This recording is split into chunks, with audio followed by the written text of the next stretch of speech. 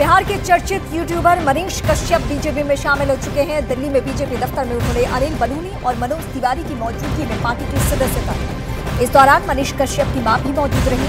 BJP में शामिल होने के बाद मनीष कश्यप ने कहा कि मेरी मां मोदी जी की फैन है और उन्होंने मुझे मोदी जी को सौंप दिया है।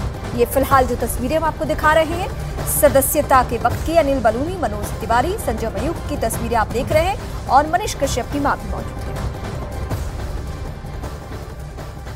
मुझे प्राइड है इंडिया का खाता भी नहीं खुलेगा। राजस्थान के पूर्व मुख्यमंत्री अशोक गहलोत फोन टैपिंग के आरोपों में घिरे। उनके पूर्व ओएसडी लोकेश शर्मा ने फोन टैपिंग के लगाए आरोप, एक ऑडियो भी जारी किया। चुनाव रैली में नितिन गडकरी की तबीयत बिगड़ने पर ममता बनर्जी ने चुनाव आयोग पर साधा निशाना। 3 महीने के चुनावी कार्यक्रम पर उठाए सवाल। तृणमूल कांग्रेस सांसद अभिषेक बनर्जी ने चुनाव के बीच बड़ा दावा किया। उनके मुताबिक बंगाल बीजेपी के 10 बड़े नेता तृणमूल कांग्रेस के संपर्क में हैं। पश्चिम बंगाल के नंदीग्राम में टीएमसी प्रत्याशी का हुआ विरोध। बीजेपी समर्थकों ने टीएमसी प्रत्याशी देवांशु के विरोध में की नारेबाजी।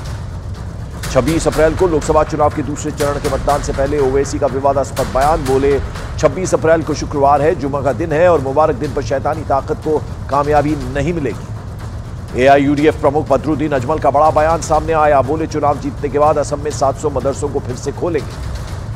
आज पीएम मोदी मध्य प्रदेश और यूपी की कई सीटों पर करेंगे ताबड़तोड़ प्रचार। यूपी के आगरा, आंवला और शाहजहांपुर तो मध्य प्रदेश के मुरैना में करेंगे रैली। एनएसए के तहत डिब्रूगढ़ जेल में बंद खालिस्तानी समर्थक अमृतपाल सिंह लड़ेगा चुनाव। अमृतपाल के वकील ने दी जानकारी।